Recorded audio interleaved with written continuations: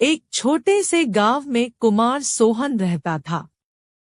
वो मिट्टी के बर्तन व खिलौने बनाया करता था और उसे शहर जाकर बेचा करता था। कभी कभी उसके 2-4 खिलौने बिकते तो कभी वो भी नहीं, जैसे तैसे उसका गुजारा चल रहा था। एक दिन उसकी बीबी शीला बोली, सुनो जी, क्यों न शहर जाकर कोई नौकरी ही कर लो। नौकरी करोगे तो महीने के अंत में कुछ धन तो आएगा। बीवी की बात सुन अब सोहन को भी ऐसा ही लगने लगा था, पर उसको मिट्टी के खिलौने बनाने का बहुत शौक था, लेकिन हालात से मजबूर था।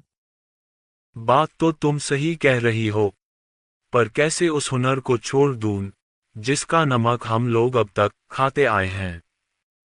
मैं जानती हूँ आप बहुत मेहनत और लगन से खिलौने बनाते हो, पर बाजार में बिक्री ना होने से अब हमारा गुजारा नहीं होता। अब तो यह हालत हो गई है कि रसोई में अन्न का एक दाना भी नहीं बचा।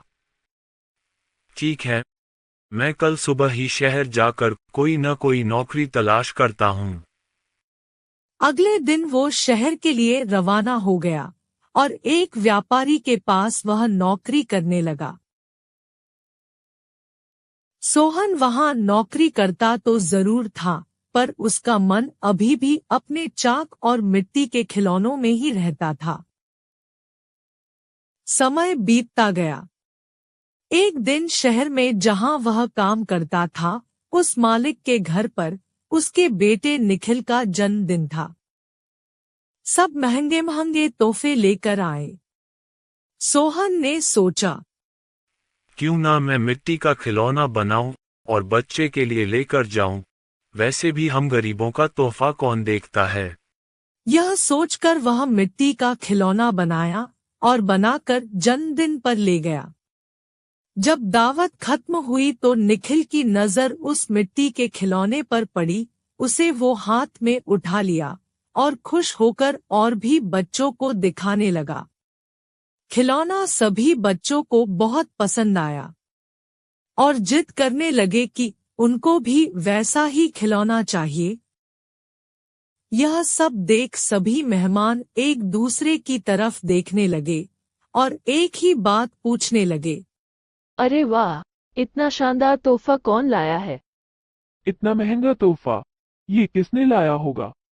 ये खिलौना तो शायद आपका नौकर सोहन लाया है। इतना सुनते ही सब हैरान हो गए। सभी एक दूसरे का चेहरा देखने लगे। तभी मालिक बोला, सोहन सोहन तो बहुत गरीब है, इतना महंगा खिलौना कहाँ से ला सकता है? हाँ, मैंने देखा है, ये खिलौना सोहन ही लाया है। ठीक है, सोहन को बुलाओ, उससे पूछो कि ये खिलौना वह कहाँ से खरीदा है। वहां सोहन आता है और सब उसी के तरफ देखते हैं। वह माहौल देखकर हैरान हो जाता है। मुझसे क्या गलती हुई, सब मुझे ही घूर रहे हैं। शायद मेरा खिलौना निखिल को पसंद नहीं आया होगा और बच्चों के सामने वो अपमानित होगा। कोई बात नहीं, मैं माफी मांग लूंगा। मालिक, क्या आपने मुझे बुलाया? हाँ सोहन, क्या यह खिलौना तुमने दिया है? हाँ मालिक। तुम यह खिलौना कहाँ से लेकर आए हो और इतना महंगा तोहफा तुम लाए कैसे? इतना सुन सोहन मन ही मन खुश होता है और मुस्कुराते हुए बोलता है, माफ कीजिएगा मालिक, ये कोई महंगा तोहफा नहीं है, यह मैंने खुद बनाया है। गांव में यही खिलौना बनाकर मैं अपने परिवार का गुजारा करता था, लेकिन इससे अब घर नहीं चलता, इसलिए आपके यहाँ नौकरी करने आया हूँ। अरे वाह, तुम क्या अभी है खिलौना बना सकते हो?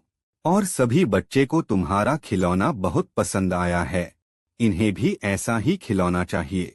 सोहन खुश होकर बोला, हाँ मालिक, बिल्कुल बना सकता हूँ। जब कल मैं आऊंगा तो खिलौना बनाकर लेते आऊंगा। अगले दिन सोहन ने शानदार रंग बिरंगे खिलौने बना कर दिए। यह देख मालिक ने सोचा, क्यों ना मैं खिलौने का भी व्यापार करूं। वह अपने बीवी से बोला, सुनीता, सोहन खिलौना बहुत अच्छा बनाता है, उसे खिलौना बनवाकर शहर में उसका भी व्यापार कर लें। उसे सोहन को उसके मनपसंद का काम भी मिल जाएगा और उससे अच्छी तनख्वाह भी मिल जाएगी, साथ ही साथ एक मोटी रकम हम भी कमा लेंगे। ये तो अच्छा विचार है जी। यह सोच मालिक ने सोहन को खिलौना बनाने के काम पर लगा दिया और बदले में हर महीने अच्छी खासी तनख्वाह देने लगा और रहने को घर भी दिया।